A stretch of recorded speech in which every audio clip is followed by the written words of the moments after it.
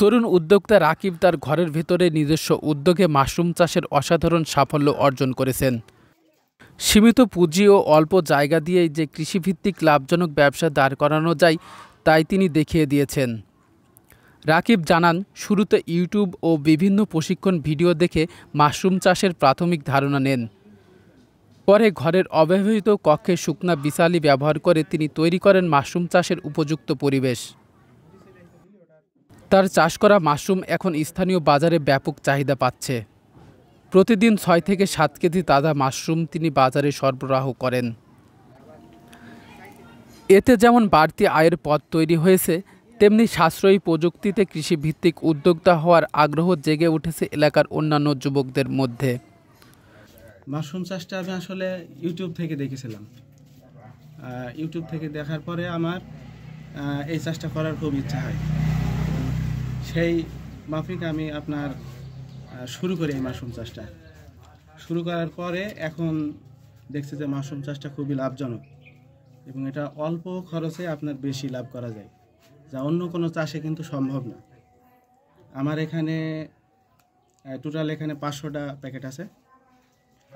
500 প্যাকেটে আমার খরচ হয়েছে 7,000 টাকা। 7,000 টাকা টোটাল খরচ। আমি এখন পর্যন্ত 20,000 টাকা সেল করেছি। প্রথম রাউন্ডে 20,000 টাকা সেল হয়েছে। এখনও 2বার হবে ফলন। আপনার 2বার ফলন হওয়ার পরে তারপরে এই প্যাকেটগুলো ফেলে দিতে হবে, নতুন প্যাকেট আবার তখন এখানে ঝুলাই দিতে হবে। 7,000 টাকা আমি ইনভেস্ট করেছি আপনার এই 500 প্যাকেট করতে। 7,000 টাকা ইনভেস্টে আপনার এখন পর্যন্ত 20,000 টাকা সেল হয়ে গেছে। আর আশা করছি এখনও 20 হবে, 20,000 তো হবে ইনশাল্লাহ। তারপরে আরও যদি কিছু হয়, ঠিক আছে। আর ভবিষ্যতে আমি কিন্তু এটা আরও বড় করে প্ল্যান আছে। আমার একটা জায়গা আছে, ওখানে আমি আরও বড় করে করব।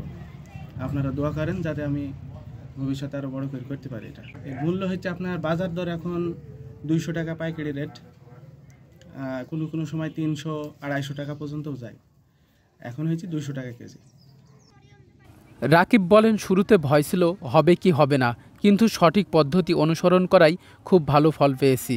এখন আরও বড় পরিসরে চাষের পরিকল্পনা করছি। রাকিবের এই সাফল্য নতুনদের উৎসাহ দেবে বলেও তিনি মনে করেন। রাকিবের উদ্যোগ ও পরিশ্রম প্রমাণ করে ইচ্ছা ও সঠিক প্রযুক্তি থাকলে ঘরেই গড়ে তোলা যায় নতুন সম্ভাবনার চাষ। জাহিদুল ইসলাম, বিডিসি টেলিভিশন, মেহেরপুর।